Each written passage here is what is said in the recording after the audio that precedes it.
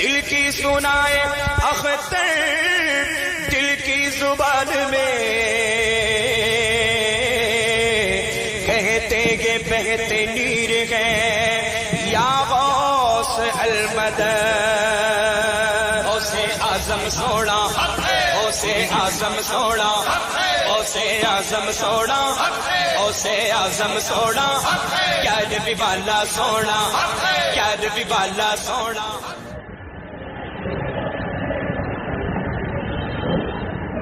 بادئ توفیق کے مت والو، شمع رسالت کے پروانوں، غوث و خواجہ و رضا کے دیوانوں، السلام علیکم ورحمۃ اللہ وبرکاتہ۔ الحمد للہ نحمده ونستعینه ونستغفره ونؤمن به ونتوکل علیہ ونعوذ باللہ من شرور انفسنا ومن سیئات اعمالنا، من یهده اللہ فلا مضل له ومن يضلله فلا هادي له، ونشهد ان لا اله الا الله وحده لا شريك له، ونشهد ان سيدنا محمدا عبده ورسوله، اما بعد فأعوذ بالله من الشيطان الرجيم، بسم الله الرحمن الرحيم، يا أيها الذين آمنوا اتقوا الله وكونوا مع الصادقين، صدق الله العلي العظيم، وبلغنا رسوله النبي الأمين المتين الكريم۔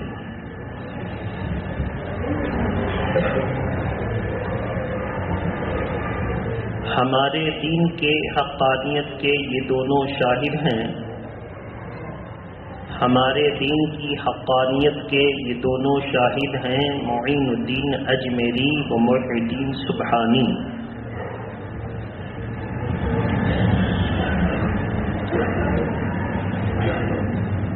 عزیزان ملت اسلامیہ، آج کی اس محفل محبت میں میں نے ربیع الاول شریف کی 29ویں تاریخ کو، جبکہ ہمارے سروں پر ربیع الغوث یعنی 11ویں شریف کا مبارک مہینہ عنقریب سایہ فگن ہونے والا ہے، اسی نسبت سے میں نے قرآن مقدس کے 11ویں پارے کی ایک مشہور آیت کریمہ، جسے اللہ تبارک تعالی نے اپنے کلام مجید میں ارشاد فرمایا، اے ایمان والو اللہ سے ڈرو اور سچوں کے ساتھ رہو۔ اس کا لفظی ترجمہ یہ بھی ہے کہ سچوں کے ساتھ ہو جاؤ۔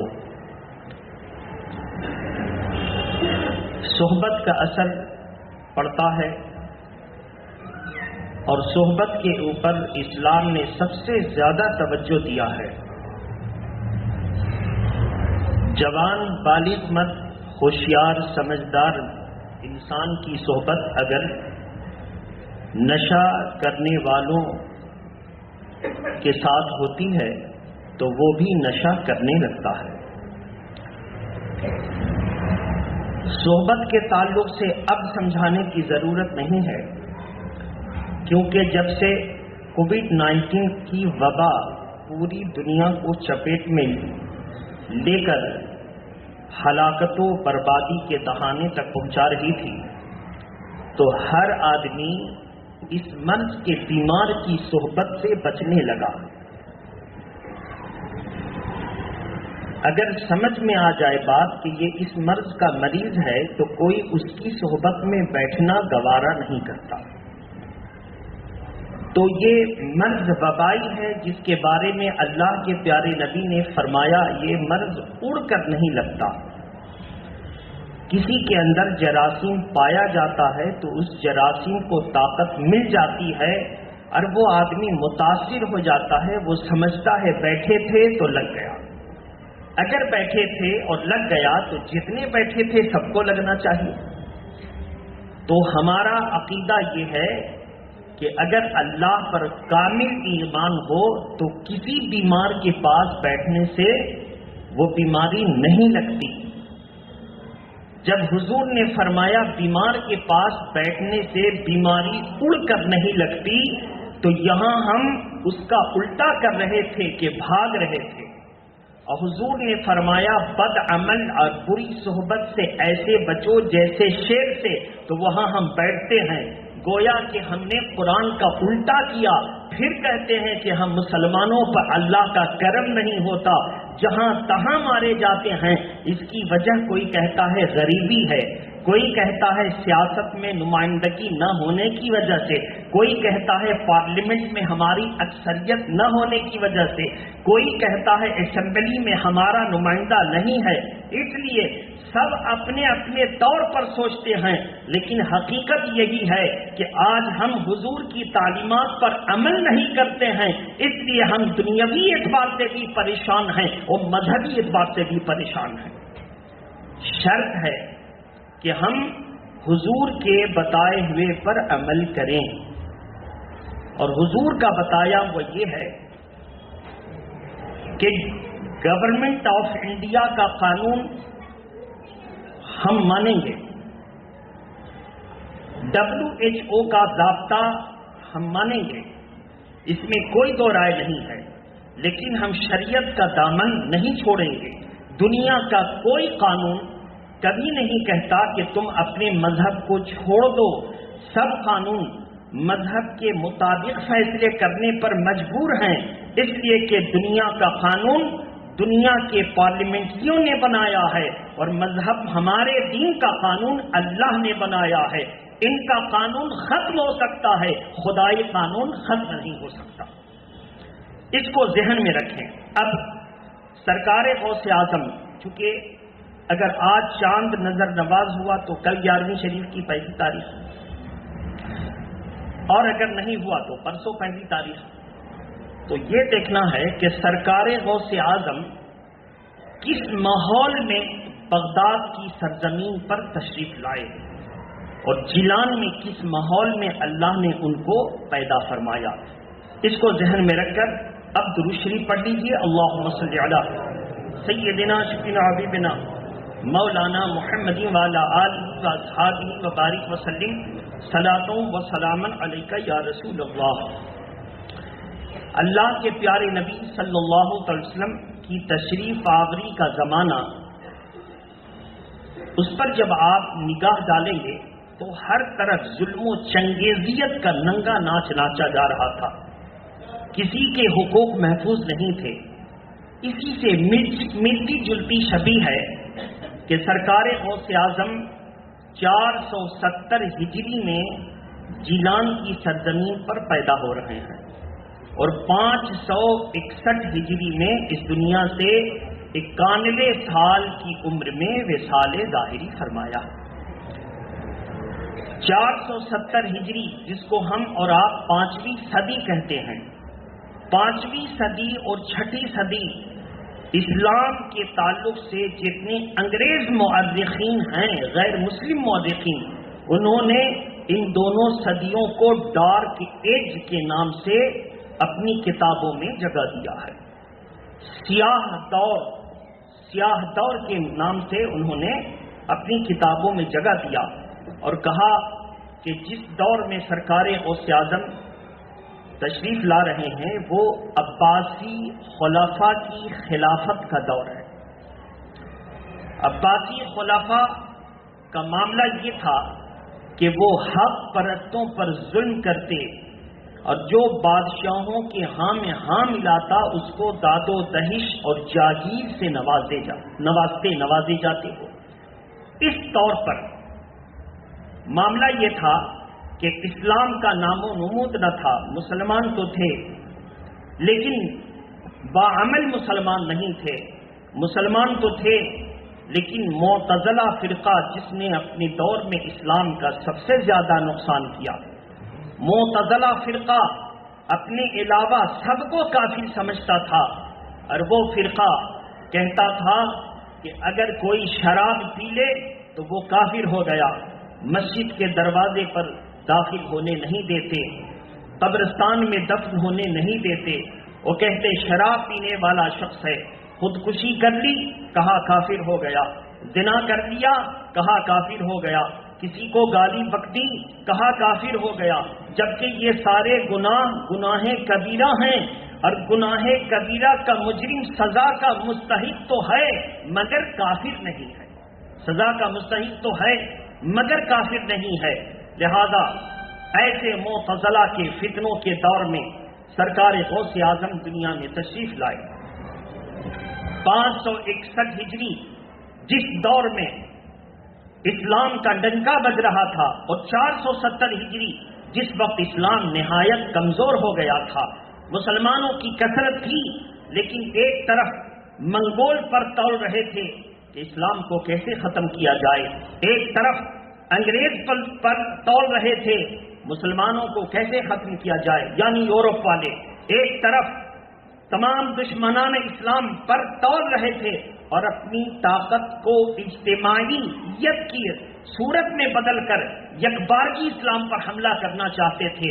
ایسے میں سلطنت عباسیہ کمزور ہو چکی تھی، کوئی کسی کی سننے والا نہ تھا، جو چاہتا جہاں مار دیا جاتا تھا۔ سرکار غوث اعظم نے 470 ہجری میں والدہ کے وطن سے جب دنیا میں تشریف لائے، آتے ہی عملی زندگی کا جو عظیم الشان نمونہ پیش کیا، وہ نمونہ یہ تھا کہ سرکار غوث اعظم پیدا ہوئے اور رات کی پہلی رمضان کی پہلی شب کے حصے میں پیدا ہوئے، رات میں تو دودھ پیا، صبح صادق سے دودھ پینا بند کر دیا۔ اب تو ایک معاملہ بپا ہوا، لوگ سمجھنے لگے یہ بچہ آیا ہے، بیمار تو نہیں ہے، کوئی کہتا کہ اس پر کوئی آسیب تو نہیں ہے، کوئی کہتا نظر بد لگ گئی ہے۔ لیکن جیسا کہ مغرب کا وقت ہوا، لوگ افطار کرنے لگے، والدہ فاطمہ ام الخیر نے چاہا میرا بچہ بھوکا پیاسا ہے، لاؤ دودھ پلا دیں۔ جیسے ہی دودھ پلایا ہے تو پھر بچے نے بائیں طرف سے دودھ پیا تو انکار کر دیا، لیکن جب دائیں طرف سے پیش کیا تو عبد القادر جیلانی دودھ پینے لگے۔ فاطمہ ام الخیر کہتی ہیں میں دیکھنا چاہتی تھی یہ بچہ اعلیٰ ترین کا مالک ہے کہ نہیں، میں نے دیکھا بائیں طرف سے دودھ دیا تو اس نے منہ پھیر دیا، دائیں طرف سے دودھ پلایا تو پینے لگا۔ رمضان کے دنوں میں دودھ نہ پیتا اور جیسے ہی مغرب کا سورج غروب ہو جاتا دودھ پینے لگتا۔ گویا کہ شریف خاندان میں جو بچہ پیدا ہوا تھا اس کی شان یہ تھی کہ وہ پیدا ہوا ہے اور پہلی تاریخ سے اللہ کے حکم پر عمل کر کے روزہ رکھ رہا ہے۔ میرے سرکار غوث اعظم آئے تو عملی زندگی کی ہم لوگوں کو تلقین کی اور تعلیم چھوڑا، تم صرف میری کرامت کو سن کر کے سر دھنتے رہو، یہ تمہارے علم اور عمل کا کمال نہیں ہے، کمال تو یہ ہے عبد القادر جیلانی جو بتانا چاہتے ہیں اس کے قریب آ جاؤ۔ بتانا کیا تھا؟ وہ یہی چاہتے تھے کہ پوری دنیا کا ایمان والا حضور کے قریب آ جائے، اور جب حضور کے قریب آ جائے گا تو حضور اللہ کے قریب کر دیں گے۔ میرے غوث اعظم کی پوری زندگی اسی معنویت میں گزر گئی، اور سرکار غوث اعظم نے جو عملی نمونہ پیش کیا، ایک تو یہ کہ رمضان میں روزہ رکھتے، اور دوسرا یہ کہ ابھی چھوٹے سے ہیں، اور ایک روایت میں کہ ماں کے پیٹ میں تھے تو ماں کے پیٹ سے انہوں نے دستگیری فرمائی، یعنی مدد فرمائی۔ اور دستگیری فارسی لفظ ہے، اسی کو اگر ہم عربی میں بولنا چاہیں تو کہیں گے غوث۔ غوث کا مطلب ہوتا ہے مدد کرنے والا، اور غوث کا مطلب ہوتا ہے مددگار۔ مدد کرنے والا اردو ہندی میں بولا جاتا ہے، اور مددگار یہ بھی فارسی لفظ ہے، گار کا لفظ فارسی ہے۔ بہرحال تو سرکار غوث اعظم اپنی والدہ سے جب کچھ ہوش مند ہوئے تو کہا امی اللہ تبارک تعالیٰ نے مجھے وہ طاقت و قوت عطا فرمائی کہ جب میں آپ کے پیٹ میں تھا تو وہاں سے آپ کی دستگیری کرتا تھا۔ والدہ نے حیرت سے پوچھا بیٹا تم میرے پیٹ میں رہ کر میری مدد کیسے کرتے تھے؟ کہا امی جو آنگن میں بیل کا درخت ہے جس میں پکے ہوئے بیل جو گرمی کے موسم میں شربت کی صورت میں آدمی بنا کر پیتا ہے، اس پکے ہوئے بیل کو دیکھ کر کے آپ کی خواہش ہوئی کہ اس کو توڑیں اور کھائیں. جس شاخ میں وہ بیل لٹکے تھے اس میں ایک سانپ لپٹا تھا. وہ سانپ حقیقت میں شیطان تھا. جناتوں کی دنیا میں کوئی ایسے جنات بھی ہیں جن کو اللہ تعالیٰ نے سانپ، کیڑے مکوڑے، گویا کہ حشرات الارض میں اپنے آپ کو بدلنے کی طاقت عطا فرمائی. سب جنات کو نہیں، کچھ جناتوں کو کیڑے مکوڑے میں اپنے آپ کو تبدیل کرنے کی صلاحیت اللہ نے دی ہے. اور بقیہ جنات جو ہیں ان کو اللہ نے انسانی نظروں سے چھپا دیا ہے، اس لیے ان کا نام رکھا گیا جن، جو چھپ جائے. قرآن مجید کے 7ویں پارے میں اللہ تبارک و تعالیٰ کا ارشاد ہے فَلَمَّا جَنَّ عَلَيْهِ اللَّيْلُ رَأَىٰ كَوْكَبًا. جب ستارے چھپ گئے، جنہ جب ستارے چھپ گئے. بہرحال تو دنیا میں جن چھپے ہیں ہم نہیں دیکھتے، اور جنت میں ہم انہیں دیکھیں گے، وہ ہمیں نہیں دیکھیں گے. اب ایک دوسری روایت ہے کہ وہ جنت میں جائیں گے کہ نہیں جائیں گے، یہ الگ بحث ہے. بعض فقہا نے فرمایا چونکہ آگ سے بنے ہیں اور آگ سے بنی ہوئی مخلوق کا جنت میں گزر کیسے. بعض نے کہا نہیں، جب قرآن مجید میں اللہ تعالیٰ نے 27ویں پارے میں ارشاد فرما دیا وَمَا خَلَقْتُ الْجِنَّ وَالْإِنسَ إِلَّا لِيَعْبُدُونَ، اللہ فرماتا ہے ہم نے جنوں اور انسانوں کو اپنی عبادت کے لیے پیدا کیا. تو جو مخلوق اللہ کی عبادت کے لیے پیدا کی گئی ہے اور اس سے حساب و کتاب ہوگا تو اس کا رزلٹ جنت ضرور ہونا چاہیے. بہرحال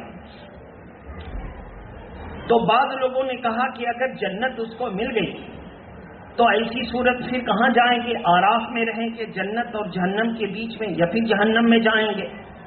جو جن آگ سے بنا ہے اور وہ اگر جہنم میں چلا گیا تو جہنم میں بھی آگ، اور اس کی پیدائش بھی آگ سے ہوئی، تو آگ مل جائے گی تو تکلیف کہاں ہوگی؟ اس کا جواب بعض فقہا نے اس طرح دیا ہے کہ تم تو بنے ہو مٹی سے، لیکن مٹی کا تودا گر جائے تو مرو گے کہ نہیں مرو گے؟ بنے ہو مٹی سے، مگر مٹی کا ڈھیلا کوئی اٹھا کے مار دے تو چوٹ لگے گی کہ نہیں لگے گی؟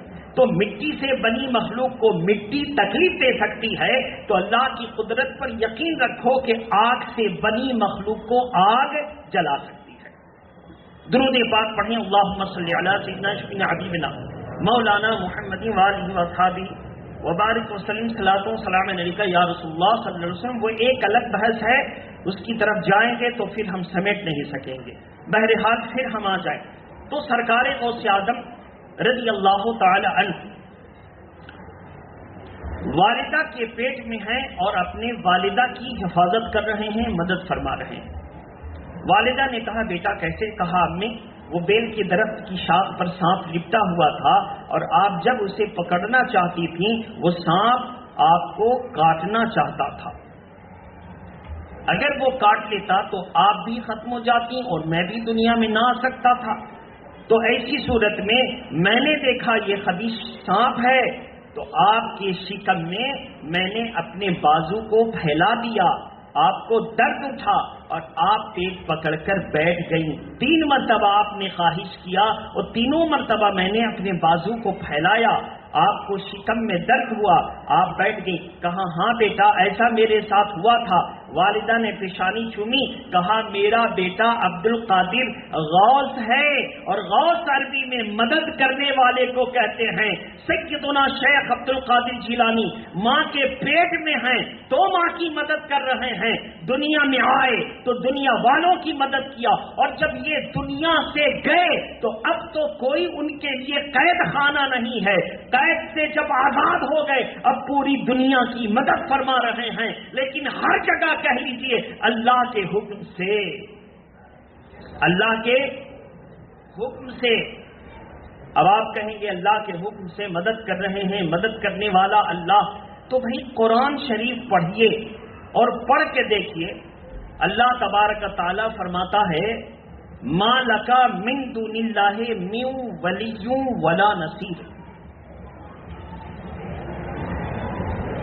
اگر تو کفر کرتا ہے، شرک کرتا ہے تو نہ دنیا میں نہ آخرت میں اپنا کسی کو نہ مددگار پائے گا اور نہ کسی کو ولی پائے گا، نہ کوئی تیرا دوست ہوگا نہ کوئی تیرا مددگار۔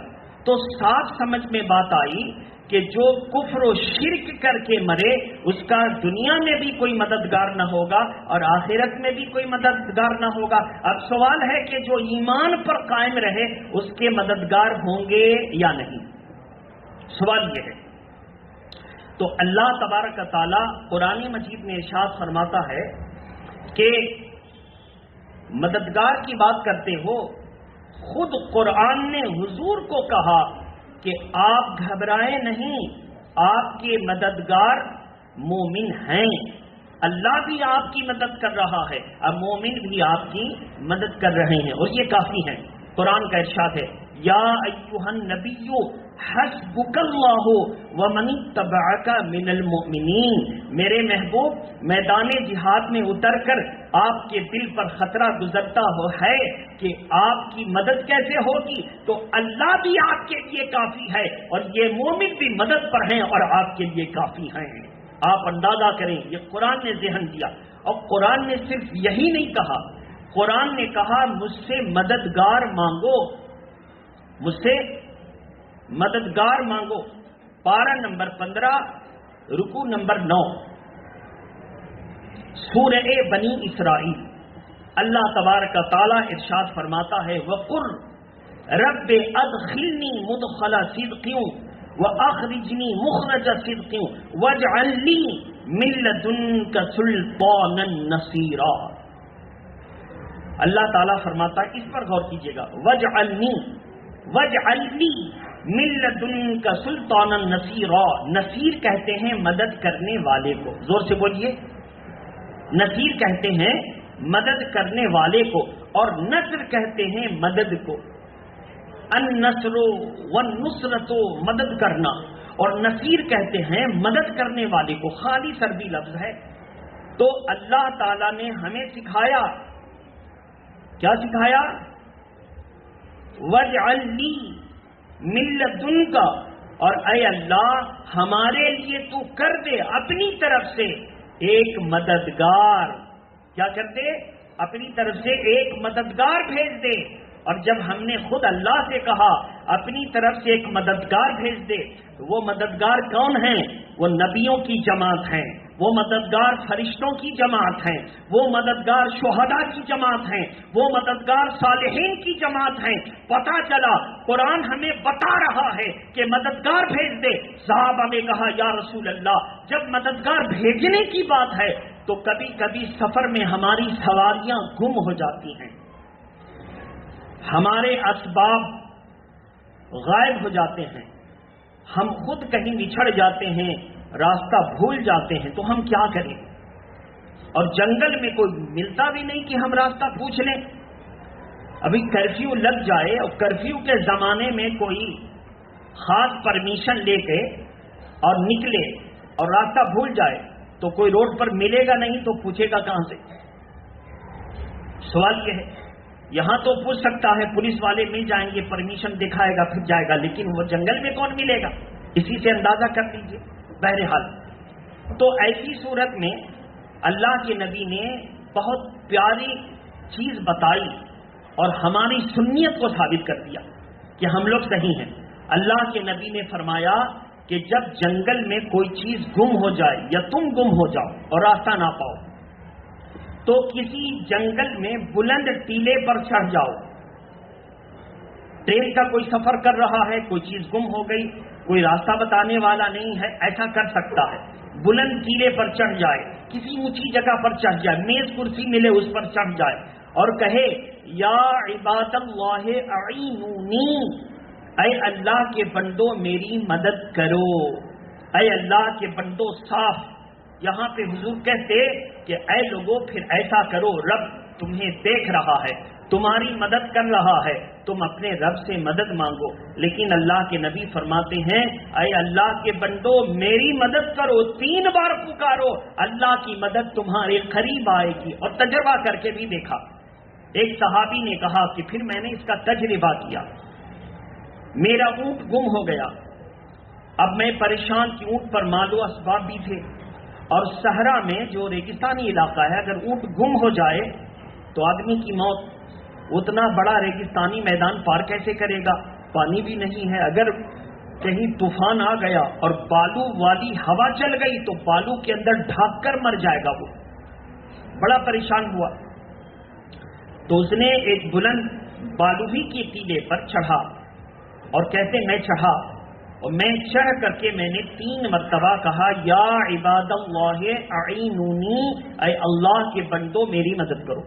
اس کو خاص طور پر حسین کتاب ہے، علامہ جلال الدین سیوطی نے اس کتاب میں اس کو نقل کر کے فرمایا میں نے ہزاروں بزرگان دین کے تجربات کو سنا تو اس حدیث پاک کو میں نے نقل کیا ہے۔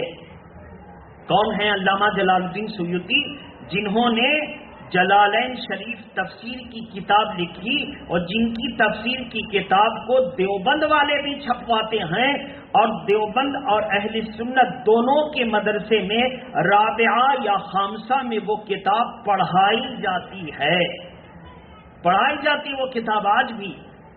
اس میں اس مصنف نے اس کو کتاب کو لکھا اور اس میں یہ لکھا اور فرمایا صحابی رسول نے کہ جیسے ہی میں نے 3 مرتبہ کہا یا عباد اللہ اعینونی، اے اللہ کے بندو میری مدد کرو، عبد کی جمع عباد، یا عباد اللہ اے اللہ کے بندو میری مدد کرو، تو میں نے دیکھا ایک سفید پوش سفید کپڑا ہلا رہا ہے دور میں۔ اس کا مطلب یہ ہے کہ وہ مجھ کو بتا رہا ہے کہ یہاں آؤ۔ بس کیا تھا، میں گیا، اور جب گیا تو اس سفید پوش کو یعنی سفید لباس والے کو نہ پایا، مگر دیکھا میرا اونٹ وہاں پہ بیٹھا ہوا ہے، میرا اونٹ وہاں پہ بیٹھا ہوا، گویا کسی نے اس کو روک رکھا ہے کہ بھاگ نہیں پاتا۔ جب میں اس کے قریب گیا اور نکیل تھامی تو وہ خود کھڑا ہوا۔ میں سوچتا ہوں کہ نکیل نہ تھامی تھی تو یہ دیوانہ اونٹ بیٹھا ہوا تھا، دیوانہ تھا، بھاگ بھی سکتا تھا، خود اپنے مالک سے ڈر کے خوفزدہ ہو کر اچھل کود بھی کر سکتا تھا، لیکن جب میں نے نکیل پکڑی تو دیوانگی ختم ہو گئی اور میرے قابو میں آ گیا۔ اللہ کے نبی کو میں نے بتایا، کہا اللہ کے بہت سے بندے جنہیں کیا کہتے ہیں، رجال الغیب، زور سے بولیے کیا کہتے ہیں؟ رجال ہے رجل کی جمع، اور رجل کا مطلب ہے مرد، اور رجال ہے اس کی جمع۔ تو بہت سے ایسے مرد جو نظر نہیں آتے مگر اللہ کے بندے اللہ کی مخلوق کی رہنمائی کرتے ہیں، وہ مخلوق پوری دنیا میں ہے، جب تم پکارتے ہو تو وہی تمہاری مدد کرتے ہیں۔ بہرحال تو اب انہوں نے کہا کہ اس وظیفے کو میں نے مجرب پایا، مجرب کا مطلب آزمایا تو پرفیکٹ نکلا، ایک دم صحیح ہے، میں نے مجرب پایا یعنی تجربے سے صحیح ثابت ہو گیا۔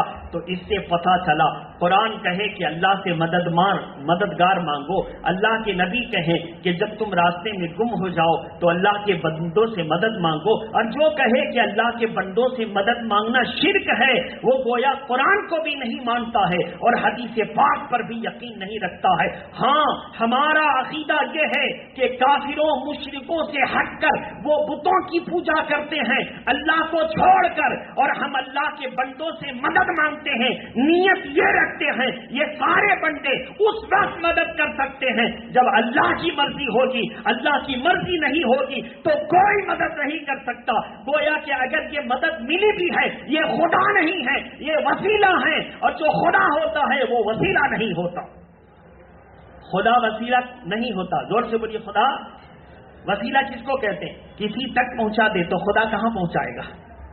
خدا کہاں پہنچائے گا؟ وہ تو سب سے اعلیٰ ذات ہے، اس کے بعد جتنے ہیں وہ وسیلہ ہیں۔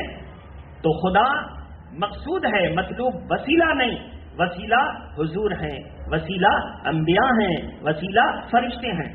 اب اس کو اور پورا مضمون کا وقت میرا نکل گیا، اس کو اور ہم ثابت کرنا چاہیں، قرآن مجید کی ایک آیت کریمہ ہے 30ویں پارے میں، فَالْمُدَبِّرَاتِ أَمْرًا،